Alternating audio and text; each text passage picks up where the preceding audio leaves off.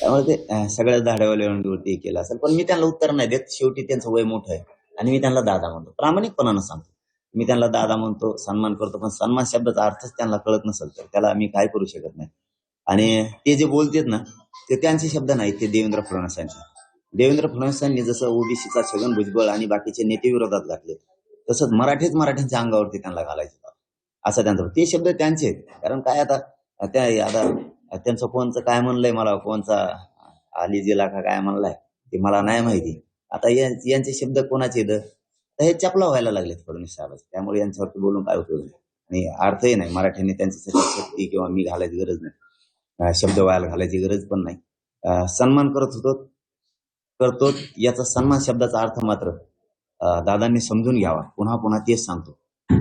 नसता मग आता मराठ्यांचा नाविलाज आहे, उत्तर तर द्यावंच लागणार आहे आम्हाला. आम्ही तुमचा सन्मान करतो, तुम्ही जर बोलतच राहणार असले फडणवीसांचं ऐकून तर समाजाचा नाविलाज होणार, कारण समाजाला खेटल्याला टिकलेला नाही.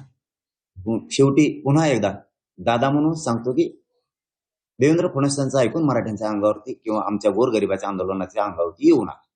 साहेब, राज ठाकरेंनी काल विधान केलं होतं की जरांगेच्या आडून शरद पवार आणि उद्धव ठाकरे हे राजकारण खेळतायत. आपलं काय मत आहे या त्यांच्या? त्याला जोडून करतो की भविष्यात दंगली होण्याची शक्यता याच्यावर वर्तवली त्यांनी. नाही, त्यांनी वर्तवले मग थोडंच होत असते. त्यांना समजा ते गाड्या फोडणं हे करणं हे म्हणजे त्यांच्या याच्यावर थोडंच विचारानं राज्य चालत असतं, असं नसतं ना. शेवटी इथं राज्य हे सगळ्या जनतेचं, सगळ्या जाती धर्माचं, इथं शांतता राहिली पाहिजे, सगळ्यांची इच्छा आहे आणि शांतताच राहणार आहे. दंगली होणार नाहीत आणि काही होणार नाही.